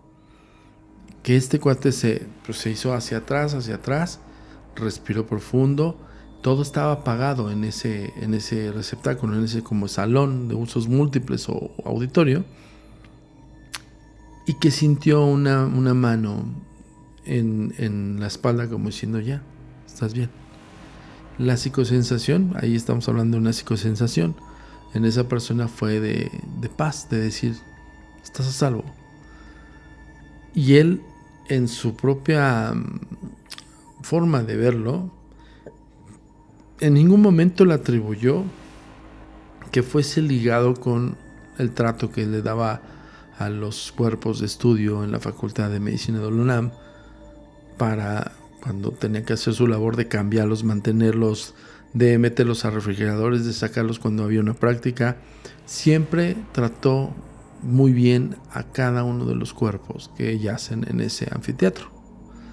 Entonces, la narrativa base es de que pues se salvó por alguna fuerza extraña invisible, y que ya posterior a la narrativa que fue como más difundiéndose, muchos hablan de que son las ánimas de esos cuerpos que están en estudio en la Facultad de Medicina de la UNAM. Esto es increíble porque dices, ok, ese es en el contexto de qué es un ánima, ¿no? Por eso les dijimos, dentro del expediente de Eli Castelo, ellos le dicen el ánima por decir una entidad espiritual, pero no correspondería al ánima bendita del purgatorio, porque estas ayudan. Y esa es una de las anécdotas que se cuenta mucho en esa facultad. Pero bueno, sigamos con el testimonial. Hice un pequeño espacio para determinar y decirles de que, pues bueno, no estamos hablando de una bendita, de una ánima bendita del purgatorio, que ya vimos de qué se tratan. Ya más adelante les voy a comentar acerca de las ánimas en procesión, que es interesantísimo también ese tema. Pero bueno, sigamos con el testimonial de Carlos. Como con ustedes. O sea, algo que me decía Eli es que realmente a los hombres es a los que les pasa más cosas. Ajá. ¿Me puedes contar acerca de esto? Pues, mira, son escucho, o sea, a veces que son demasiadas cosas, o sea, no me perturban ya, igual a lo mejor no es que está acostumbrado, no digo que a veces me da miedo, a veces, otras veces ya nada más las dejo pasar. Ese día llegué tomado, andaba en una fiesta, me acuerdo que estaba lloviendo, estaba chispeando, en mi cuarto, pues llegué y me acosté, y vi una silueta de una mujer en el cuarto cuando hizo un relámpago y me estaba volteando a ver. De eso te lo estoy contando que no es hace mucho, fue hace 3-4 meses. Sí, yo creo que sí, hace 3-4 meses. Ha sido de lo que últimamente me ha pasado, de lo que para mí ha sido más fuerte.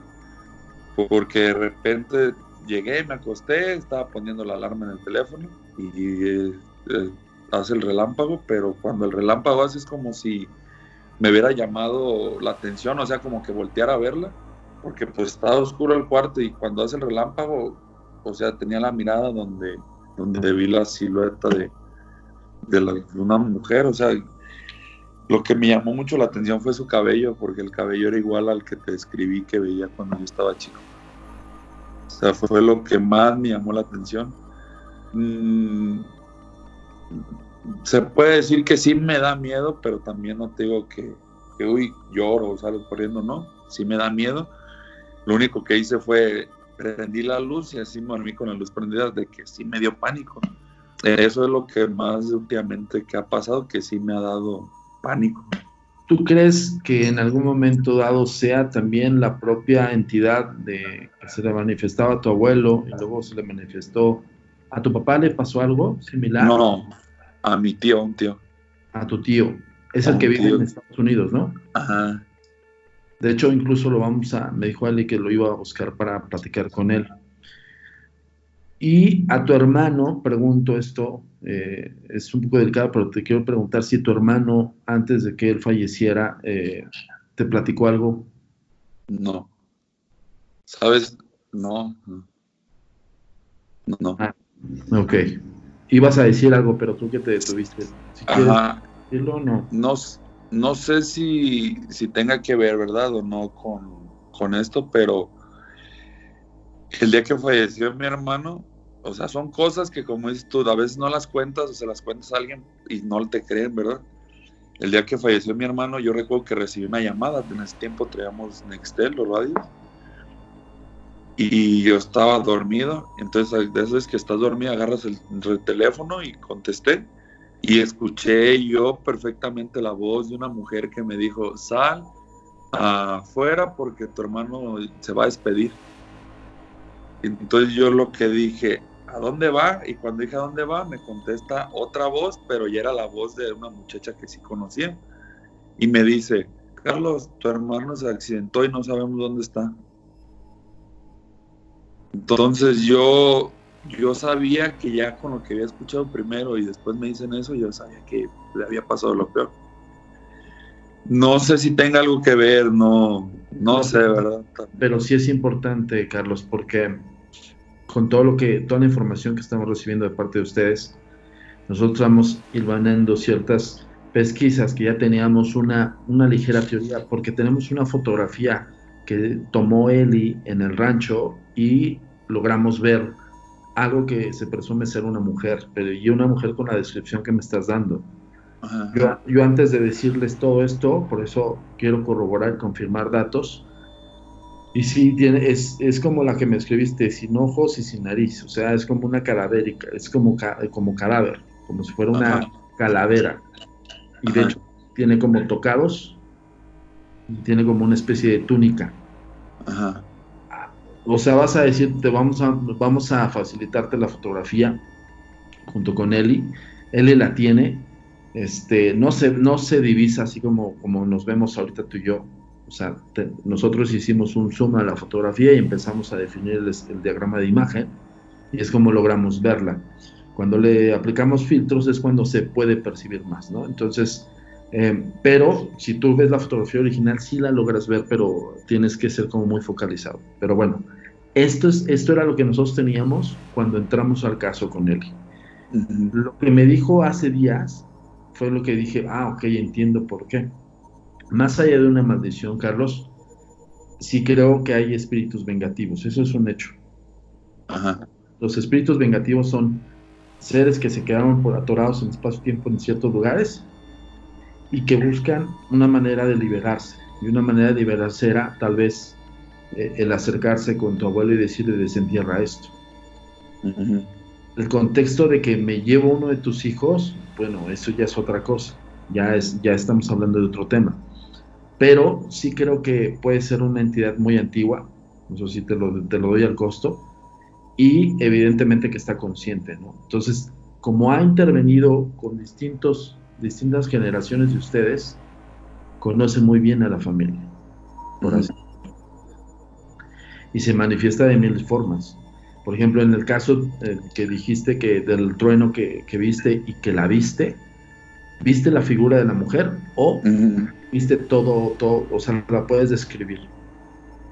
Mira, la vi y se me pone la piel chinita porque yo estaba en la cama, ¿verdad? Cuando pasó el relámpago, estaba acostado y estaba ella como parada en la puerta y estaba así viéndome como en la cabeza así de lado, así como así, y o sea, pues esa vez fue un segundo o dos la que nada más la vi, nada más le vi el cabello, o sea, lo único que alcancé a ver fue que estaba así y le vi el cabello, o sea, nunca más volteé a ver hacia abajo nada más, o sea, lo que recuerdo perfectamente es la posición en que tenía la cabeza, que estaba así como de lado viendo, es lo que recuerdo perfectamente. Seguido también escucho como si alguien anduviera arriba de la casa. La casa no es de 2 pisos ni nada. Aparte, muchos pueden decir, no, pues es un animal o algo. No creo que un animal alcance a escuchar uno las pisadas. Son pisadas fuertes, como si anduviera alguien arriba y pues noche, o sea, ya 1 de la mañana, 2, ¿quién va a andar? O sea, no es posible nada. O sea, como pisada. He escuchado una vez, estábamos yo y mi mamá en la sala aquí y estábamos platicando de otras cosas, no recuerdo qué tema, de qué era la conversación que teníamos, pero los dos escuchamos cuando en el cuarto de ella clarito tocaron como una madera, tras, le hicieron así, y volteé y me dice, ¿escuchaste? Y le dije, sí. Fuimos a ver y pues obvio, no, nada.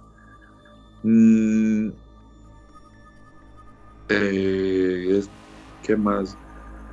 Pues es que son muchas cosas, la verdad. Apagan la luz, han apagado la música.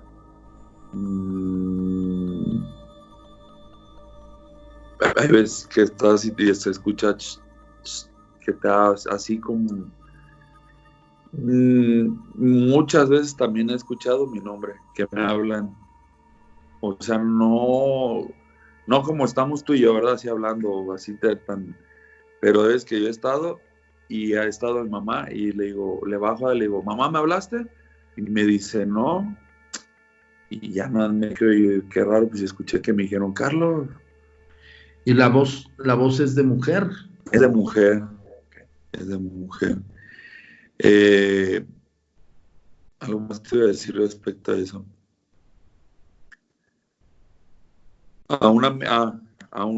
Lo único que llegó a pasar, fíjate, me preguntaste hace rato de lo de mi hermano.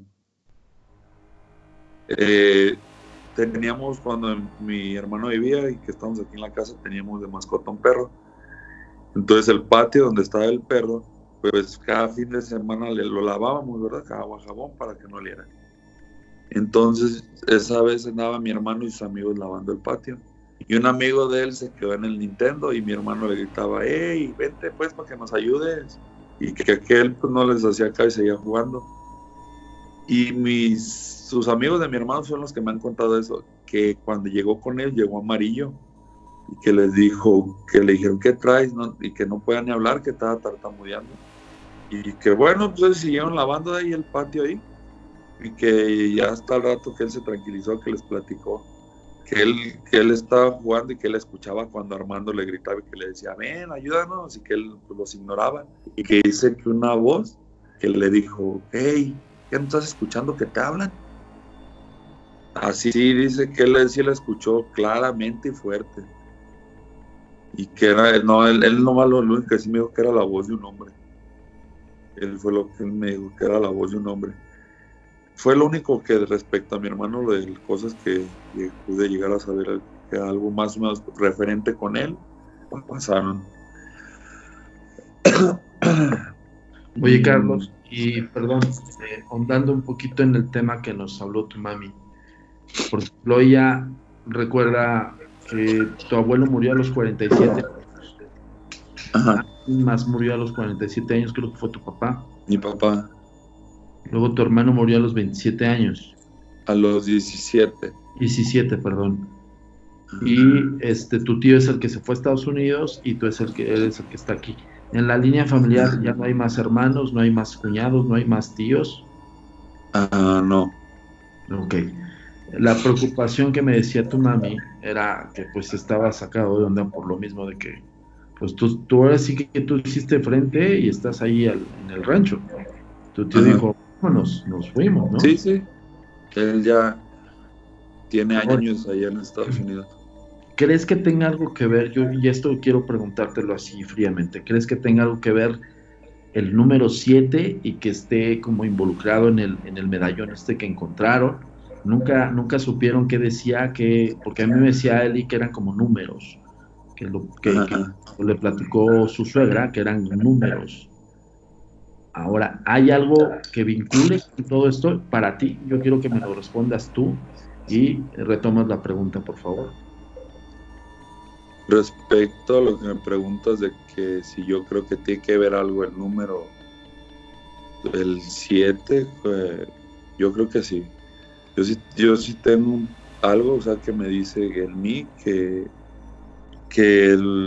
pues es mucha coincidencia, ¿no? Que mi hermano a los 17, mi papá a los 47, mi abuelo a los 47, afuera de nuestra familia, o sea, otro hermano de mi abuelo también falleció de una manera trágica y también creo que tenía 47, sí, creo que tenía 47. Un primo hermano de mi papá también falleció de manera trágica y tenía 27.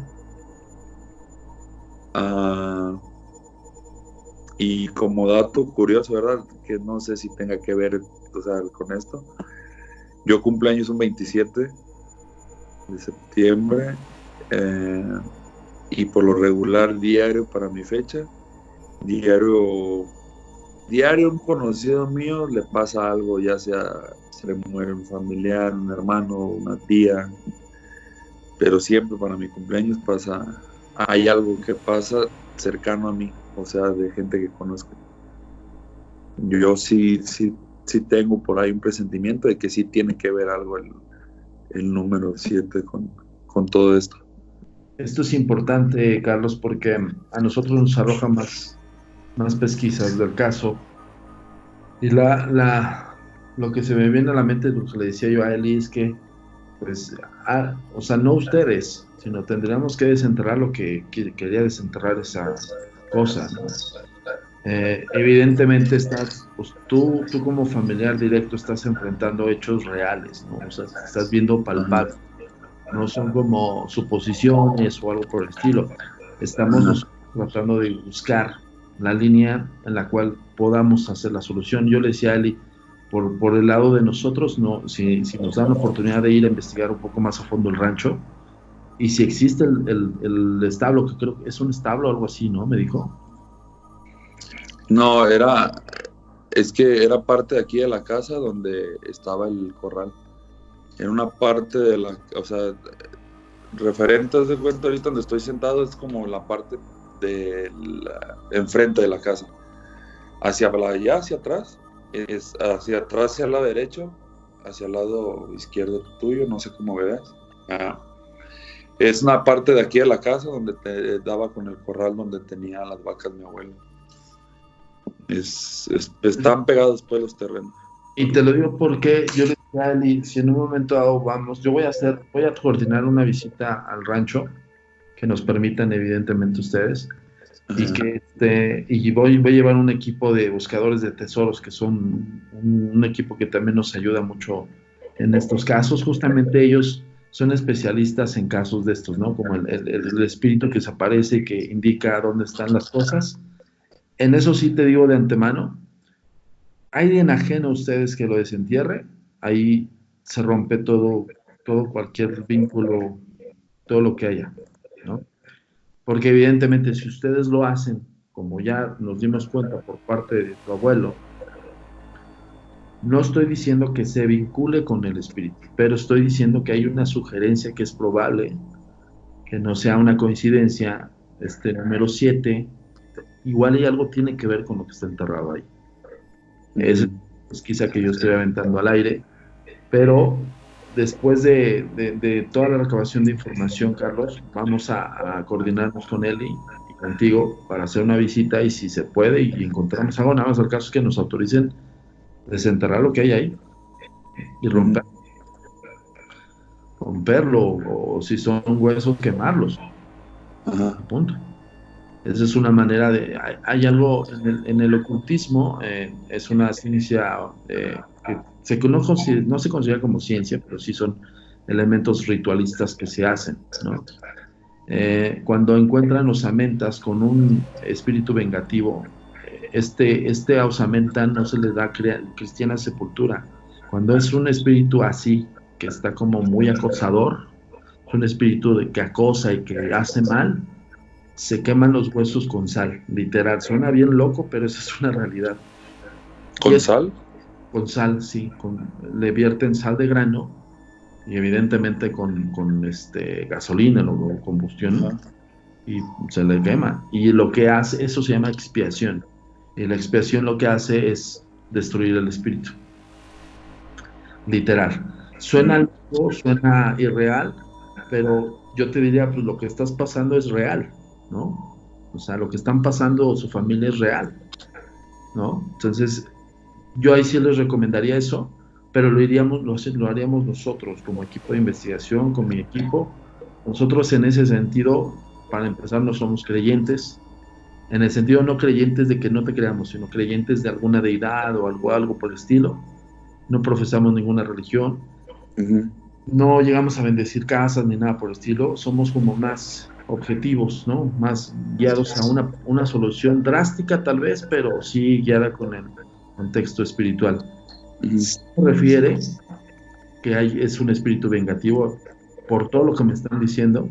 Más allá de una maldición, es un espíritu que ahí está, y es probable que eso que está enterrado sea una gran parte de este espíritu. No sabemos si es su osamenta, no sabemos si son sus cosas, no sabemos si es oro, no sabemos. Pero por lo que me contaron de la medalla y de todo esto, y es también el punto de ver por qué el número 7, ¿no? Ahora, yo te recomiendo no te focalices O sea, no trates de focalizar totalmente tu atención en eso, porque Ajá. entonces vas a vivir estresado, ¿no? Ahora como lo estás tomando, está bien. ¿Te pasan cosas? Ok, pasó. Lo que sigue, tú a tu Sí, trabajo, sí. familia, ¿no? Ajá. Sí, de hecho nunca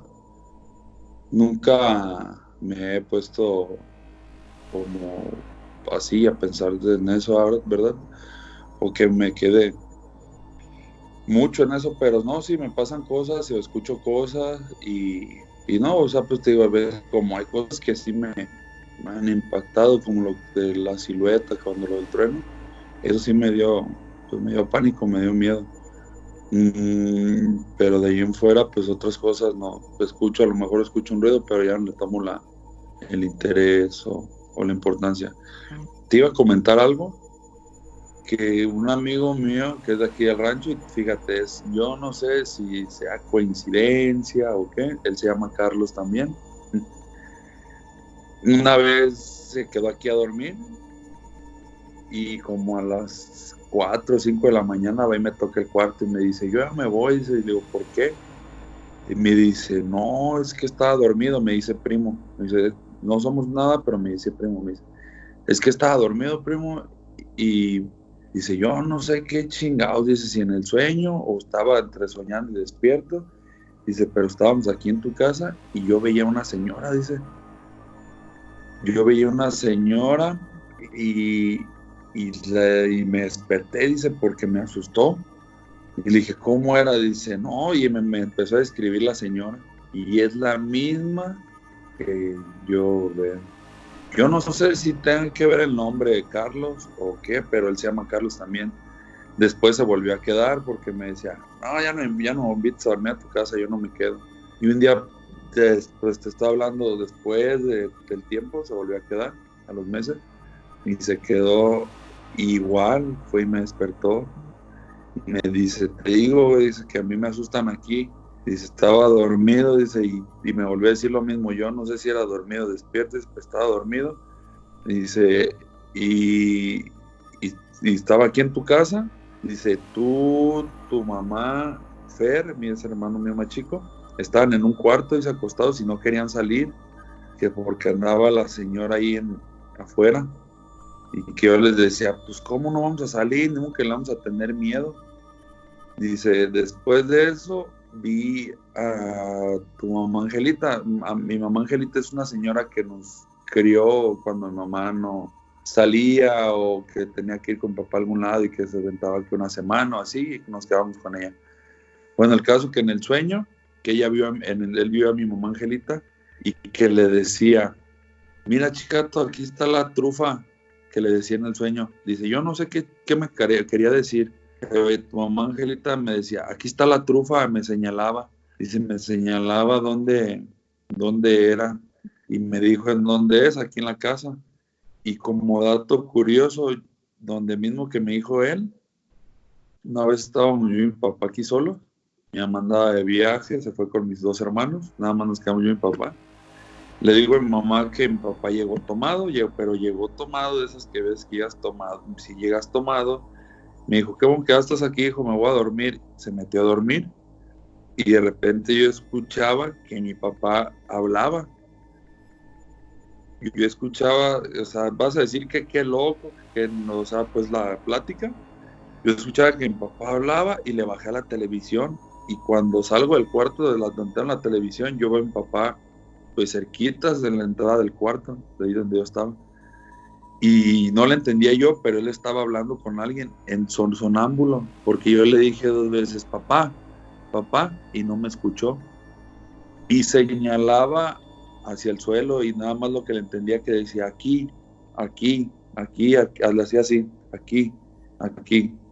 Y señalaba. Después pasó algo muy raro que yo no sé. En el lugar donde dijo papá, orinó él ahí. O sea, orinó ahí y fue y se acostó otra vez al cuarto. Yo al siguiente día le dije a mi papá, oye papá, ¿qué traes ayer? Me dice, ¿qué traes de qué? Le dije, ¿a poco no te acuerdas que te saliste y orinaste ahí? Y me dice, ¿estás loco tú? Dice que cómo anda orinando ahí en la casa. Y le dije, sí papá.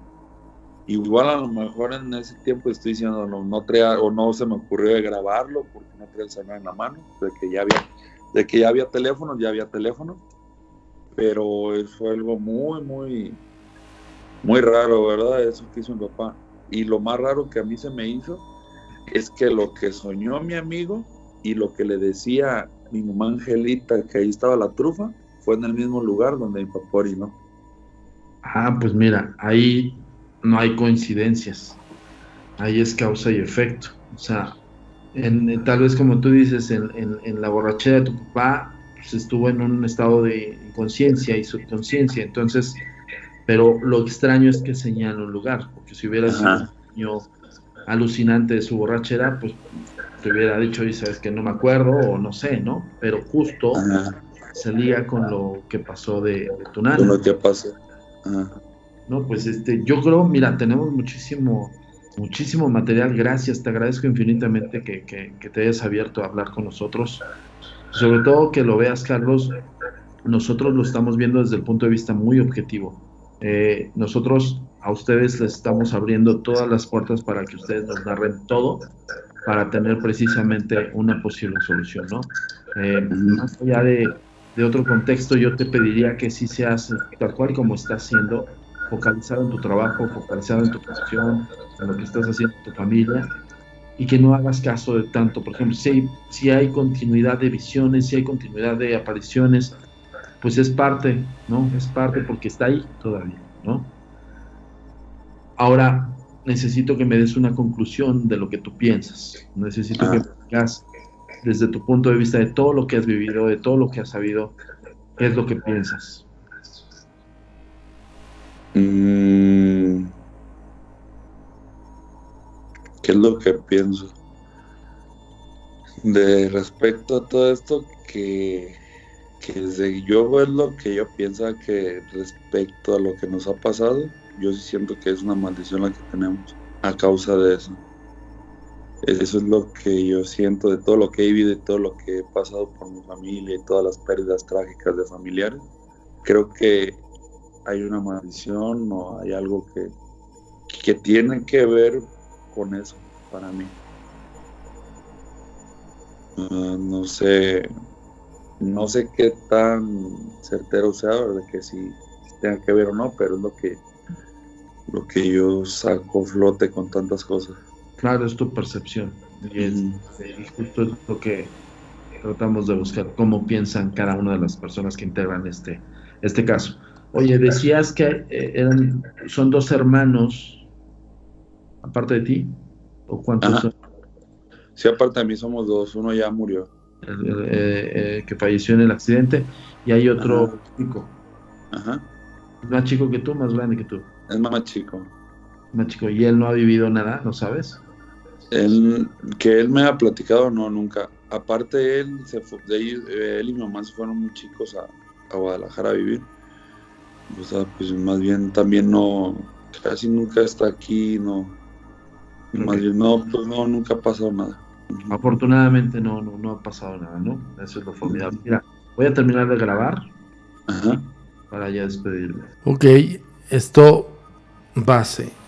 Yo le pregunto si el desenlace funesto de su hermano, que lamentablemente perdió la vida muy joven, 17 años, tenía algo que ver o relacionaba con la numerología, por darle un contexto, si ustedes quieren verlo místico o mágico, de decir, tiene algo que ver el número 7, porque a los 47 años 2 personas coinciden y en hechos trágicos. A los 27 años salió el número 27. Sí, a ver, si estoy mal, vayan a la liga que estamos dejando aquí para que ustedes, en la caja de comentarios estamos dejando la liga, no en la descripción. En la caja de comentarios vamos a dejar la liga del expediente primario de Eli Castelo, donde se habla acerca de esta cronología de edades, ¿no? Pero él confirma que es a los 17 su hermano, lamentablemente en un accidente automovilístico, y que él, pues, dice él, no sé si tenga que ver, pero él recibe una llamada para avisarle acerca de lo de su hermano, Pero antes de que le avisaran, una voz le dice que se tenía que despedir de su hermano. Impresionante, triste y muy impresionante. Entonces hay una simbología de hechos, incluso se lo comento en casi la conclusión de la videollamada con Carlos, y le digo, bueno, estás pasando por conceptos reales, estás pasando por hechos, y le preguntaba si él tenía esa perspectiva que tenía que ver con los números, y él dice, pues sí, yo nací un 27 de septiembre, ese es por eso el tema del 27, de ahí sale. Entonces, pues insisto, ¿no? Yo aquí les arrojé la pregunta. ¿Ustedes qué pensarían si estuvieran en la posición de Carlos? ¿No? Él evidentemente, lo extraño y lo raro, y él lo comenta, es que cada cumpleaños que cumple años Carlos, pues pasa algo alrededor de su entorno familiar y de amistades. Sucede algo y son trágicos, son hechos trágicos.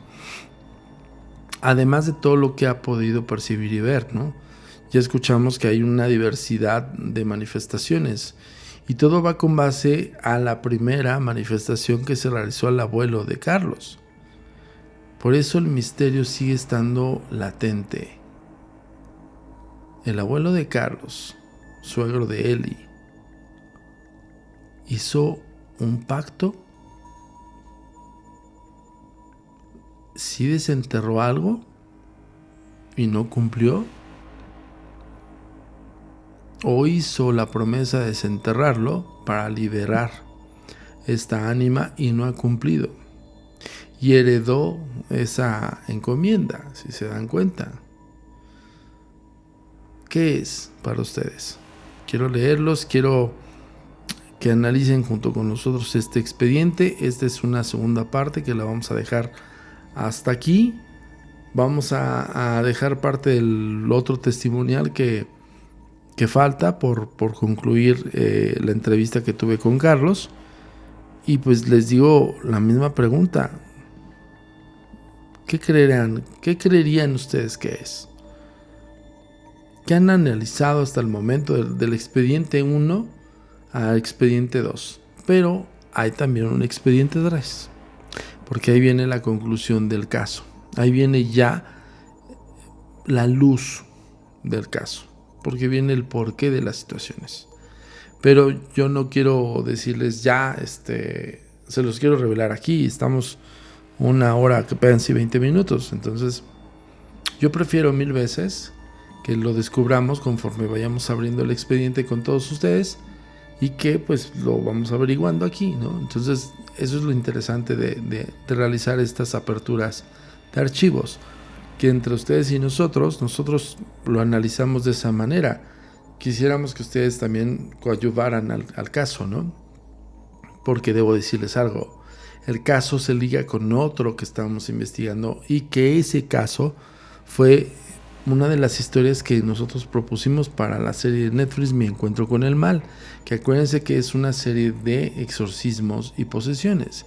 Entonces, híjole, está por demás interesantísimo, pero no quiero sesgarlos, simplemente quiero leerlos, que nos digan si creen o cómo es posible la pesquisa. ¿Cuál sería para ustedes una pesquisa hasta el momento del caso? Una posible conclusión, una posible hipótesis, no teoría, hipótesis acerca de la familia de Eli Castello. Un karma, una maldición, un pacto, una promesa no cumplida. ¿Qué fue? Yo quiero dejarlos con esto y con lo que termine el testimonial y recordarles que ya iniciamos los talleres. A quien se ya anexó como miembros del canal, pues van a poder tener acceso a las primeras clases que estamos dando acerca de los temas de contacto con los espíritus por medio de instrumentación y el psicodesarrollo de la percepción extrasensorial. Ya les habíamos comentado cómo lo puedes hacer. Suscríbete al canal, dale like, comenta, comparte y demás. Eso ya está establecido que estés aquí en nuestro canal de YouTube, pero si quieres hacerte miembro, el beneficio va a ser talleres totalmente inmersivos acerca del contacto con los espíritus, donde tú puedas tener bien a bien saber cómo desarrollar una sesión Ouija, por ejemplo, ¿no? Sin ningún problema y que no tengas ninguna dificultad, ni siquiera algún tipo de daño colateral en tu mente, y otros instrumentales, así como también el psicodesarrollo de la percepción. Si tienes desarrollado, o más bien si tienes en proceso de psicodesarrollo de la percepción extrasensorial, puedes aprender a psicobloquear o a psicodesbloquear, incluso activar o desactivar cuando tengas ese tipo de facultades y puedas tener una vinculación más directa. Entonces, para miembros del canal son esos conceptos. En cada videoclip está apareciendo aquí la liga para hacerte miembro del canal. Muchos de repente me dicen, oye, ¿cómo le hago? Date una vuelta a la descripción y ahí lo vas a ver. Y por otro lado, acuérdense que ya estamos aperturando las nuevas fechas del Tour Insólito. No se lo pueden perder. Está increíble. Bueno, vívanlo. Quien viva aquí en la Ciudad de México y pronto en otros estados de la República estaremos avisándoles. Y pues bueno, yo que más quisiera que hiciéramos podcasts más largos, pero creo que ya este expediente y es la segunda entrega. Imagínense, la segunda entrega. La tercera, la conclusión. Híjole, agárrense. Créanme que ustedes, de sus pesquisas que los voy a leer aquí, pueden ser muy acertadas o pueden ser nada congruentes. Yo creo que el lunes, que estamos siempre o subiendo lunes o martes material, voy a subir una publicación del tema, una encuesta del tema, y ustedes, los suscriptores, me van a decir, pues tema fantasmas, ¿no? Y ese tema lo vamos a ocupar dentro del live que vamos a hacer vía más directa con todos ustedes, la comunidad o el gran equipo grande de la Agencia Mexicana de Investigación Paranormal, los agentes de negro, que son ustedes. Muchísimas gracias a todos. Yo me despido. Mi nombre es Antonio Zamudio, director de la Agencia Mexicana de Investigación Paranormal, los agentes de negro, y nos vemos en otra próxima entrega de los Códigos Paranormales. No, era parte de aquí de la casa donde estaba el corral. En una parte de referentes de cuenta ahorita donde estoy sentado, es como la parte enfrente de la casa. Hacia allá, hacia atrás, hacia el lado derecho, hacia el lado izquierdo tuyo, no sé cómo veas. Es una parte de aquí de la casa donde te daba con el corral donde tenía las vacas mi abuelo. Están pegados pues los terrenos. Y te lo digo porque yo le dije a Eli, si en un momento dado yo voy a coordinar una visita al rancho que nos permitan evidentemente ustedes. Ajá. Y voy a llevar un equipo de buscadores de tesoros, que son un equipo que también nos ayuda mucho en estos casos. Justamente ellos son especialistas en casos de estos, ¿no? Como el espíritu que se aparece y que indica dónde están las cosas. En eso sí te digo de antemano, alguien ajeno a ustedes que lo desentierre, ahí se rompe todo cualquier vínculo, todo lo que haya, ¿no? Porque evidentemente si ustedes lo hacen, como ya nos dimos cuenta por parte de tu abuelo, no estoy diciendo que se vincule con el espíritu, pero estoy diciendo que hay una sugerencia que es probable, que no sea una coincidencia, número 7, igual hay algo tiene que ver con lo que está enterrado ahí. Es quizá que yo estoy aventando al aire, pero después de toda la recabación de información, Carlos, vamos a coordinarnos con él y contigo para hacer una visita, y si se puede y encontramos algo, nada más el caso es que nos autoricen desenterrar lo que hay ahí y romperlo, o si son huesos, quemarlos. Ajá. Punto. Esa es una manera de... Hay algo en el ocultismo, es una ciencia que no se considera como ciencia, pero sí son elementos ritualistas que se hacen, ¿no? Cuando encuentran osamentas con un espíritu vengativo, este osamenta no se le da cristiana sepultura. Cuando es un espíritu así, que está como muy acosador, es un espíritu que acosa y que hace mal, se queman los huesos con sal, literal. Suena bien loco, pero esa es una realidad. ¿Con sal? Con sal, sí.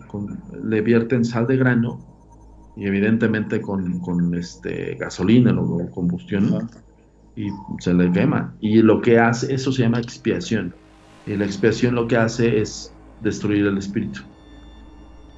Literal. Suena loco, suena irreal, pero yo te diría, pues lo que estás pasando es real, ¿no? O sea, lo que están pasando su familia es real, ¿no? Entonces, yo ahí sí les recomendaría eso, pero lo haríamos nosotros como equipo de investigación, con mi equipo. Nosotros en ese sentido, para empezar, no somos creyentes, en el sentido no creyentes de que no te creamos, sino creyentes de alguna deidad o algo por el estilo. No profesamos ninguna religión, Ujú. no llegamos a bendecir casas ni nada por el estilo, somos como más objetivos, ¿no? Más guiados a una solución drástica tal vez, pero sí guiada con el contexto espiritual. Ujú. Se refiere que es un espíritu vengativo por todo lo que me están diciendo, más allá de una maldición, es un espíritu que ahí está, y es probable que eso que está enterrado sea gran parte de este espíritu. No sabemos si es su osamenta, no sabemos si son sus cosas, no sabemos si es oro, no sabemos.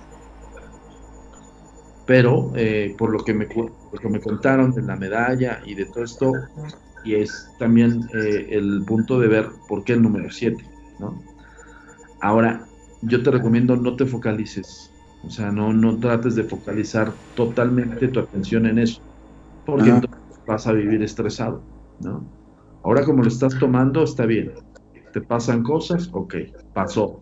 Lo que sigue, tú a tu Sí, trabajo, sí. familia, ¿no? Ajá. Sí, de hecho nunca me he puesto como así a pensar en eso ahora, ¿verdad? O que me quede mucho en eso, pero no, sí me pasan cosas y escucho cosas y no, o sea, pues te digo, a veces como hay cosas que sí me han impactado, como lo de la silueta, cuando lo del trueno, eso sí pues me dio pánico, me dio miedo. Pero de ahí en fuera, pues otras cosas no, a lo mejor escucho un ruido, pero ya no le tomo el interés o la importancia. Te iba a comentar algo, que un amigo mío que es de aquí del rancho, y fíjate, yo no sé si sea coincidencia o qué, él se llama Carlos también. Una vez se quedó aquí a dormir y como a las 4 o 5 de la mañana va y me toca el cuarto y me dice, yo ya me voy, y le digo, ¿por qué?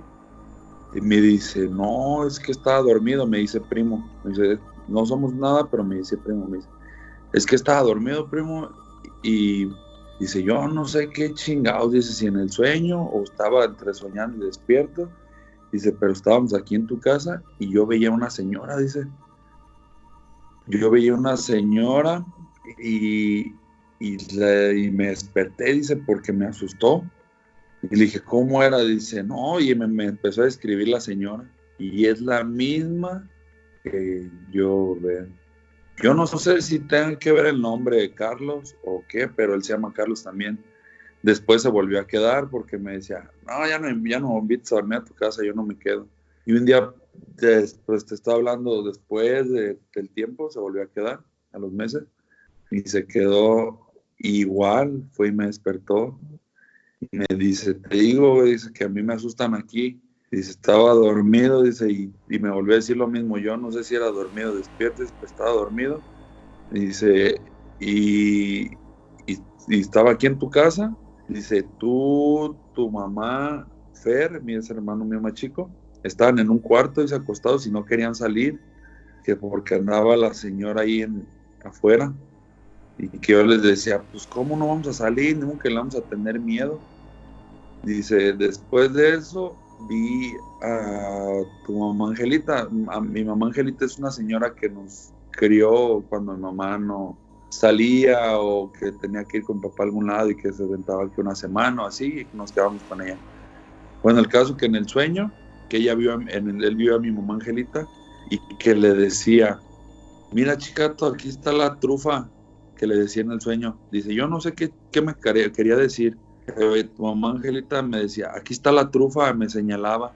Dice, me señalaba dónde era y me dijo en dónde es, aquí en la casa.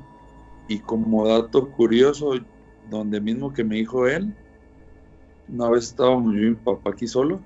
Mi mamá andaba de viaje, se fue con mis 2 hermanos. Nada más nos quedamos yo y mi papá.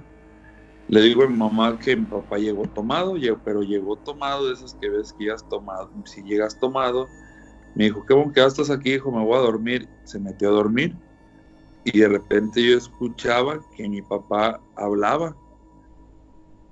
Yo escuchaba, o sea, vas a decir que qué loco, que no, o sea, pues la plática.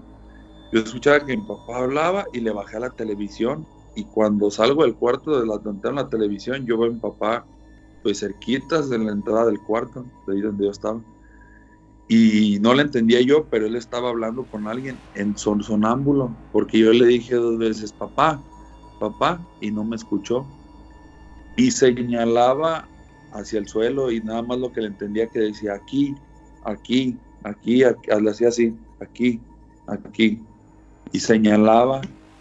Después pasó algo muy raro que yo no sé. En el lugar donde dijo mi papá, orinó él ahí. O sea, orinó ahí y fue y se acostó otra vez al cuarto. Yo al siguiente día le dije a mi papá, oye papá, ¿qué traes ayer? Me dice, ¿qué traes de qué? Le dije, ¿a poco no te acuerdas que te saliste y orinaste ahí? Y me dice, ¿estás loco tú? Dice que cómo anda orinando ahí en la casa. Y le dije, sí papá. Igual a lo mejor en ese tiempo estoy diciendo, no traía, o no se me ocurrió de grabarlo porque no traía el celular en la mano, de que ya había teléfono, pero fue algo muy, muy, muy raro, ¿verdad? Eso que hizo mi papá. Y lo más raro que a mí se me hizo es que lo que soñó mi amigo y lo que le decía mi mamá Angelita, que ahí estaba la trufa, fue en el mismo lugar donde mi papá orinó. Ah, pues mira, ahí no hay coincidencias, ahí es causa y efecto. O sea, tal vez como tú dices, en la borrachera de tu papá, pues estuvo en un estado de inconsciencia y subconsciencia, entonces, pero lo extraño es que señala un lugar, porque si hubiera sido un sueño alucinante de su borrachera, pues te hubiera dicho, y sabes que no me acuerdo, o no sé, ¿no? Pero justo se liga con lo que pasó de tu nana. Con lo que pasó. No, pues yo creo, mira, tenemos muchísimo material. Gracias, te agradezco infinitamente que te hayas abierto a hablar con nosotros. Tu comunicación con nosotros es muy importante. Ponemos a tu disposición las redes sociales. Facebook, Agencia Mexicana de Investigación Paranormal. Instagram, @amiparanormal_ y @turinsólito. Twitter, @amiparanormal y @agentes de negro. Suscríbete a nuestro canal de YouTube, A Mí Paranormal de los Agentes de Negro y Agentes de Negro. TikTok, @amiparanormal. Nuestro sitio oficial web, www.agentesdenegro.com.